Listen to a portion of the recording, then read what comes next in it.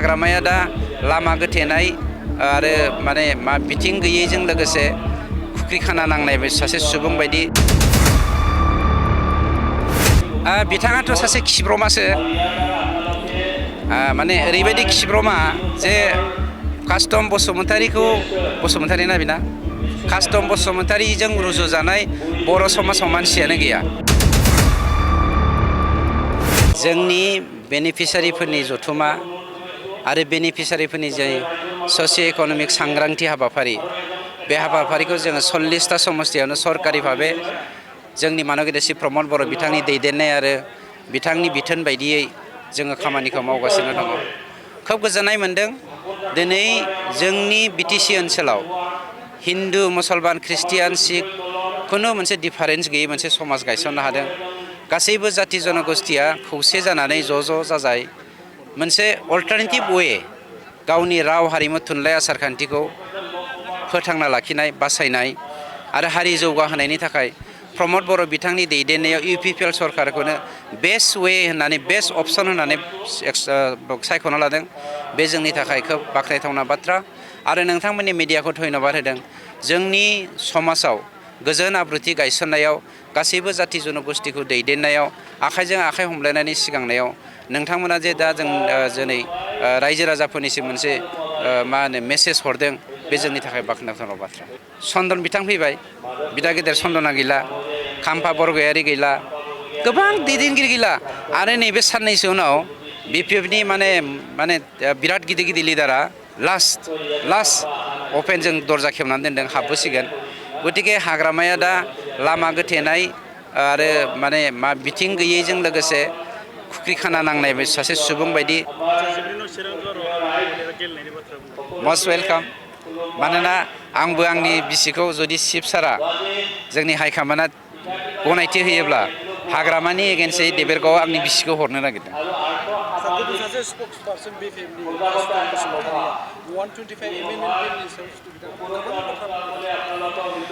बिथाङाथ' सासे खिब्रमासो माने ओरैबायदि खिब्रमा जे कास्टम बसुमतारी ना बिना कास्टम बसुमतारीजों रुजुजानाय बर' समाजाव मानसियानो गैया। बिथांनि केरेक्टारा माबायदि आइजोनि केसनि थाखाय बियो एबसुजों एक्सपेल खालामजादों आरो गोबां दंबावो आं बुंना जायखौ जों खिब्रमाजों रुजुयो। गतिके 125 एमेन्डमेन्टआ मा बुस्थु बेखौ सावरायग्रोथों, गाव स्टाडि खालामग्रोथों, बेनि उनाव बे बुंथों। दाखालि माबा माबि बुंलाबायनाय खोनादों आंबो नोंथांमोननि मिडियानि गेजेरजों। जाय कास्टम बसुमतारीया बिथांनि हान्जाया दिनै जोंनि BTR एकर्डखौ केस होदों, बिथांमोना केस होदों।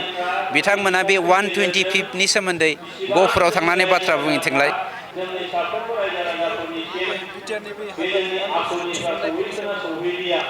BTRनि हाग्रा बिफाननि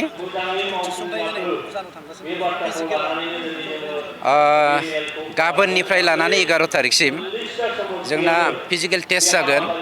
बे फिजिकेल टेस्टनि गेजेरजों जोंनि जा जेनुइन माबाफोर मा होनगोन इन्टारभिउ बाहागो लाग्राफोर बिथांमोनखौ जोङो सायख'नाय जागोन।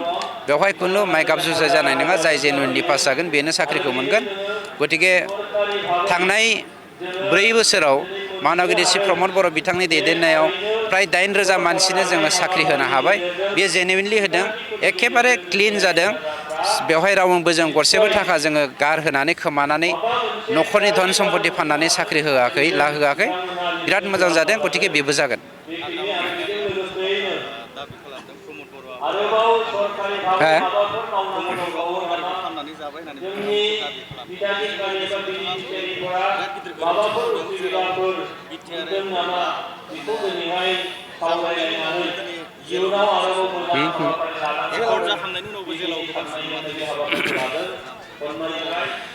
फार्स्टआव बर' हारिखौ फाननायनि सोमोन्दै आं बुंनि।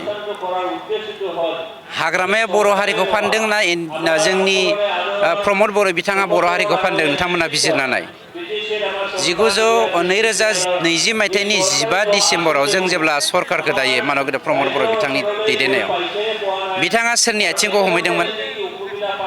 हारिखौ फाननो थाखाय, नङा होमबा? बिथाङा हारिखौ फाननो थाखाय सोरनिबा आथिङाव हमहैदोंमोन बिनि सिगां गावनि गादिखौ जुगामि लाखिनो थाखाय रोजा रोजा मानसिनि थैनि बानाजों गेलेनानै नङा होमबा बर' अनाबर' कनफ्लिक्ट लाबोनानै जे बियो अनाबर' मोनसे सृष्टि खालामफ्लानानै अनाबर'फोरखौ एमपिआव हरनानै गाव सिफ जानानै थाबाय थादोंमोन नै दाखालि जेब्ला पावारा जोब्बाय अनाबर'नि मामोनलाय मामोनलाय अनाबर'नि लिडारा हिरा सरनियाजों आखाइ हमनानै दा आरो गुबुन मोनसे राजखान्थि खालामनो नागिरबाय आरो मोनसे माबाया जादों जाय एनडिएफबिफ्रा 34 बोसोर सोमावसारनायनि उनाव मोनसे एकर्डनि गेजेरजों सान्थि गायसननो नागिरदों बे सान्थिखौ बियो फोजोबस्रांनो थाखाय एकर्डनि बेरेखायै केस होदों नंगौना नङा आंनियाव रेकर्ड दं एकर्डनि बेरेखायै केस होदों बे केस होनाया मानि थाखाय हारिखौ फोजोबनोथ' बे बुथारनो थाखाय नागिरदोंमोन आरो बिनिफ्राय मोनसे बयनिख्रुइ गिदिरसिन बाथ्रा दंबावो बेखौ दिनै बुंला आं उनाव बुंनोसै बेखौ बुंबा एसे दावराव जागोन इलेक्सन खाथियावसो बुंनोसै आं बेखौ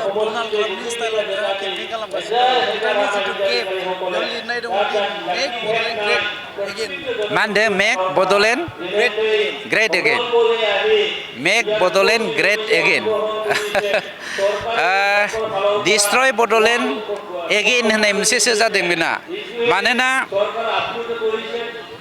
हिन्दु ख्रिस्टियान रानदोंमोन हाग्रामाया बर'खौ सा सोनाब रानदोंमोन बर'खौ सानजा खोला रानदोंमोन बर'खौ सानजा सोनाब सा खोला रानदोंमोन बेफोर गासैबो हाग्रामानि पलिसि जोबमोन डिभाइड एन्ड रुल खालामनानै गावनि गेजेरावनो हारिखौ फोजोबस्रांनायनि मोनसे बिथाङा साल दङमोन जाहोनाव बिथाङा बिआरटिएफ जोनोम होदोंमोन बै बिआरटिएफआ खिन्थु आनडिसक्ल'ज गोनां जायोबा बेखौ डिसक्ल'ज खालामनानै माबा मोनसे मावगोन बे मोनसे अबस्थायाव लांदोंमोन बेफोर दुखुनांथाव गासैबो पलिसिखौ जोङो मिथिनायखायनो हारिया दाजोबथोंसै होननानै 2020 मायथाइनि 27 जानुवारि खालि एकर्डखौ खालामनाय जादों गतिके गासैबो हारि बुथारनायनि पलिसिया हाग्रामानि आरो 2 नाम्बार कुइसना मामोन नोंथांना